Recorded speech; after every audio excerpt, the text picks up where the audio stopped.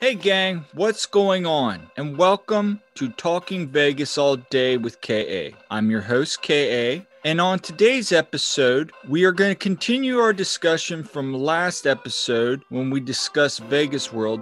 And today we are going to discuss the creator of Vegas World, Bob Stupak. We're going to learn a little bit about the man and his life. And I can guarantee you this, folks, he's a very interesting man. But before we get started, remember to click the like button, hit subscribe, and punch the notification bell so you get up-to-date information when we drop new episodes each week. Now let's go ahead and get started on Talking Vegas all day with me, KA. Let's go to Vegas, baby. Let's go tonight. Right now. Let's go to Vegas. We'll stay up all night. Let's go to Vegas. Let's get away. So, one quick note here. This is going to be a series of episodes in what I'm calling now my Vegas Icon series. I'm going to do a couple of these. Bob is going to be my first one because I'm absolutely fascinated with the man and also the properties he helped create in Las Vegas. Let's go ahead and get started.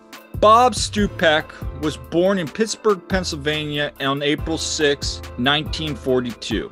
He was early on a little bit of a gambler, liked to play craps and cards, and as a teen he was very much interested in racing motorcycles and dirt bikes, and in fact once ranked third in the world after breaking a speed barrier record.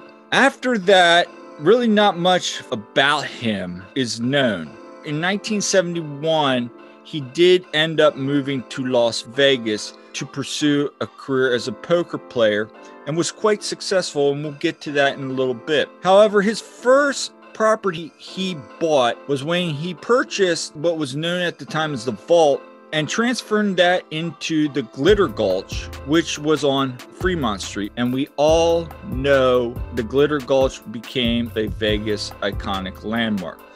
He was also instrumental in creating another landmark when he created Vegas Vicky, which is now at the Circa.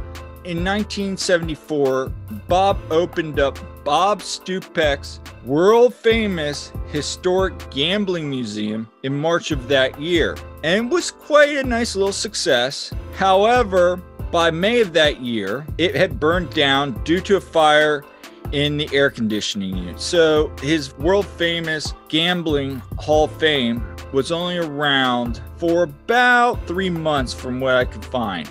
With that property, in '79 he opened Las Vegas World, and that kind of took us to where we were in our last episode. A couple unique things about this man. In 1987, Bob tried to buy a local newspaper company and a local television station. Both bids were unsuccessful. Then again in 1988, at the same time while he's running Las Vegas World, Bob was nominated to the chair for the committee to try to bring the Olympics, believe it or not, to Las Vegas. And this would have been in either 1996 or in the year 2000. Once again, both bids were unsuccessful. However, he was successful in 1989 when he won a $2 million bet over the Super Bowl that year. And that brings us to the end of pretty much what is known of Vegas World. And as the 90s rolled around, he started in 1990 with the plans for Stupak Tower, which again became known as the Stratosphere Tower. In the mid-90s, he was inducted into the Gambling Hall of Fame for his time as a poker player, which we'll discuss in a little bit. In '95, Bob was involved in a motorcycle accident, which crushed every bone in his face and put him in a coma. Due to fast thinking from his son, was able to get a experimental drug from the FDA approved. It saved Bob's life. However, Bob was never the same.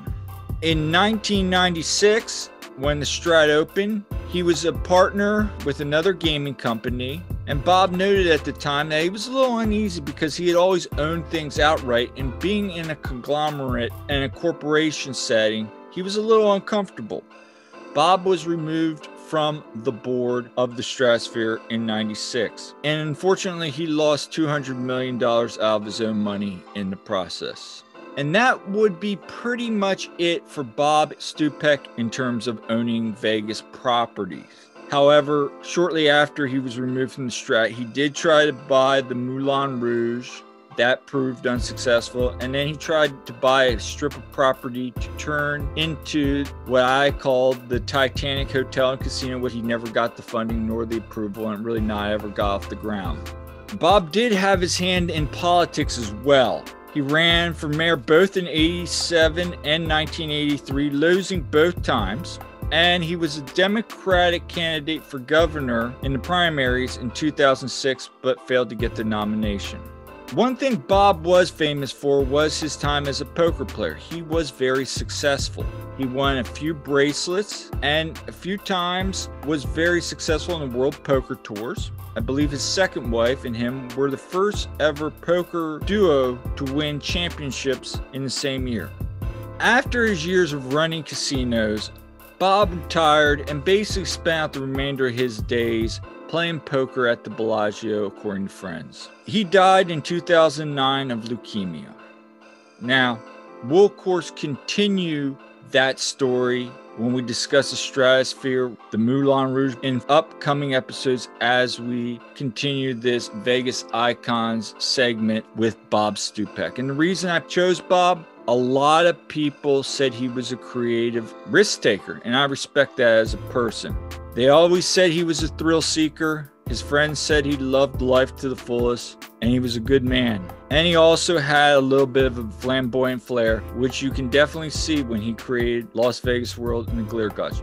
Bob really embodied Las Vegas, and that's some things from the research that I really gathered.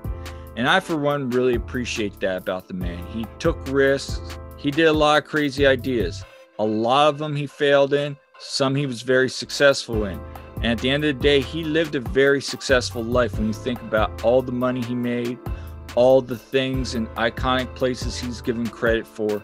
He was definitely a Vegas icon for sure. So that's all the time I have today on Talking Vegas All Day with KA. Make sure to click subscribe and leave a comment on the way out. I really want to know what you thought of this episode. Would you like to see future Icon episodes? And what stories have you heard about Bob? Please leave them in the comments below. But that's all the time we have for today, and we'll see you next time on Talking Vegas All Day with me, KA.